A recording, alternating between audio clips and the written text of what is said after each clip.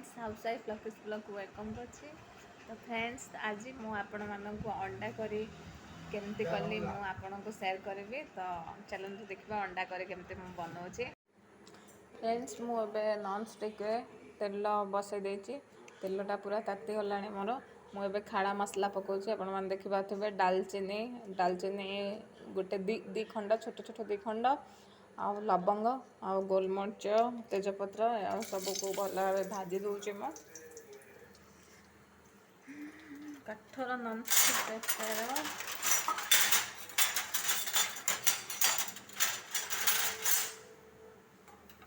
भल भाव मु भाजी दूची भल भाजी दूची आदा तापर मु टिक टिक करके काटी देछि अल्प देखि पाथबे आपण माने आ रसुण 4-5 गुला छड़े के चोपा छड़े के एथरे पकाउछि तेल रे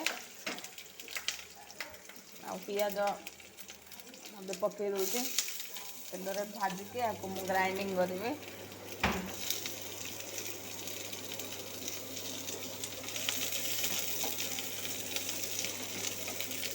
तापर आपको मु भला देखो मु भाजी दूचे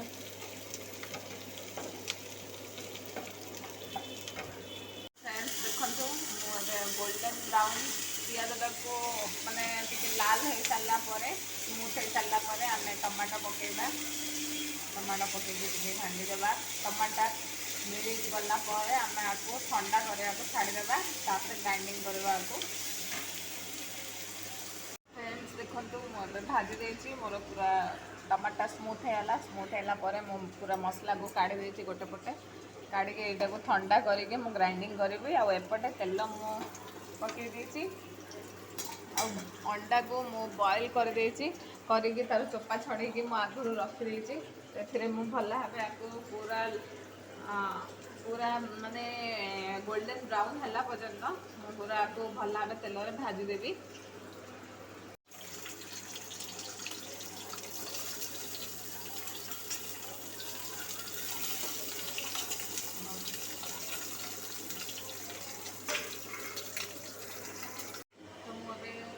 तेल ताती जाइए आउे कड़े मु तेल पकई आए कलर चिनी टे पकाउची आपण कलर जदि सब्जी जदि आपण को दरकार कलर तो आपण मैंने चिनी पकई पारे। तो चिनीटा को आम भल भाव तेल में भांगी देवा तापर टे रेड कलर आसिक धीरे धीरे बबल्स आवा स्टार्ट हम।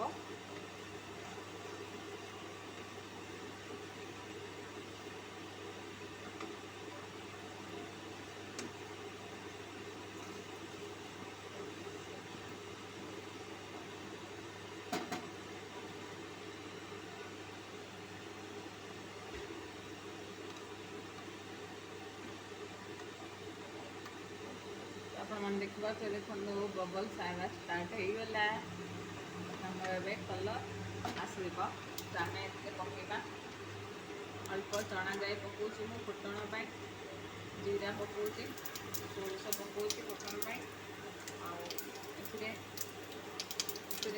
मर्च गुण आ हल्दी गुण कलर पकेबा भल भाव भाजदेवा। तो मु जो खाड़ा मसला और पियाज टमाटो सब जो अदा रसुण को सब भाजिकी मुझे रखी यहाँ को ग्राइंडिंग कर देती। तो एथर मुझे पकईदेवी एथर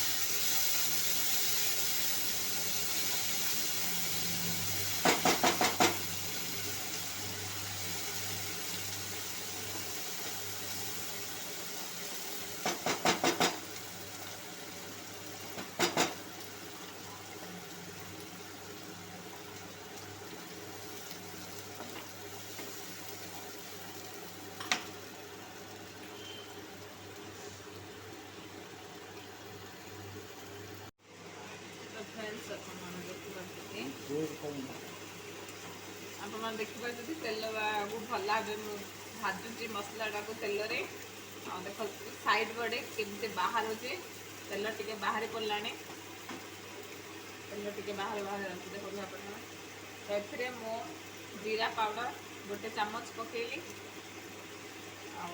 धनिया पाउडर गोटे चामच ମୁଁ ପାଉଚ ଆଣିକି ରଖିଥାଉଛି ପକେଇ ଥାଉଛି। ତ ଆପଣମାନେ ଚାମଚରେ ଦେଖିକି ପକେଇବେ ମାପିକି। ଦେଖନ୍ତୁ ଚାରିପଟେ ପୁରା ତେଲ ବାହାରୁଛି। ତ ମୁଁ ମସଲା ପାଇଁ ଯେତିକି ଲୁଣ ଲାଗିବା କଥା ମୁଁ ସେତିକି ପକେଇ ଦେଉଛି। ଲୁଣ ପକେଇଦେଲେ ଆମ ମସଲାଟା ଜଲ୍ଦି ପକିଯିବ। ତ ଫ୍ରେଣ୍ଡ ଦେଖନ୍ତୁ କେମିତି କଲର୍ ଆସିଛି ଚିନି ପକେଇବାରୁ କେମିତି କଲର୍ ଆସିଛି ମସଲାର। ତ ପୁରା ମୁଁ ତେଲଟା ପୁରା ଦେଖନ୍ତୁ ପୁରା ଚାରିପଟେ ବାହାରି ପଡ଼ୁଛି। ପୁରା ମସଲାଟା ପୁରା ପକି ଯାଇଛି। ତ ଏଥିରେ ମୁଁ ଯେଉଁ ଜାର୍ରେ ଥିଲା ମସଲା ସେଥିରେ ମୁଁ ପାଣି ପକେଇକି ଭଲ ଭାବେ ଧୋଇକି ସେ ପାଣିକୁ ମୁଁ ୟୁଜ୍ କରୁଛି ଏଥିରେ। ଭଲ ଭାବେ ଘାଣ୍ଟି ଦେବା।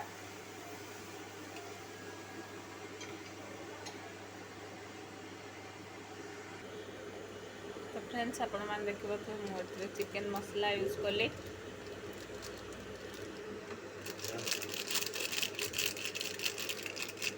ଚିକେନ୍ ମସଲା ମୁଁ ପକାଇଦେଲି ଏଥିରେ। କଲର୍ ମୋବାଇଲରେ ଟିକେ ୟେଲୋ ଆସୁଛି ଆଉ ମାନେ ସତରେ ରେଡ୍ ଆସିଛି। ମୋବାଇଲର କଲର୍ଟା ୟେଲୋ ଟିକେ ଆସିଛି ୟେଲୋଇସ୍ ଟାଇପ୍ର। ତ ଏଥିରେ ମୁଁ ପୁରା ଫୁଟିଗଲାଣି ମୋର ମସଲା। ଆଉ ମୁଁ ଏଥିରେ ଅଣ୍ଡା ପକାଉଛି।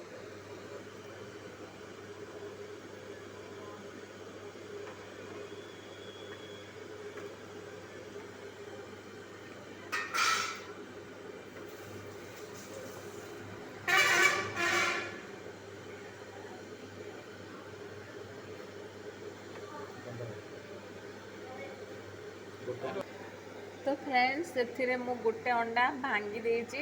ଭାଙ୍ଗିକି ଆର କେଶରଟା ପୁରା ମୁଁ ଝୋଳରେ ପୁରା ମିଶାଇ ଦେଇଛି।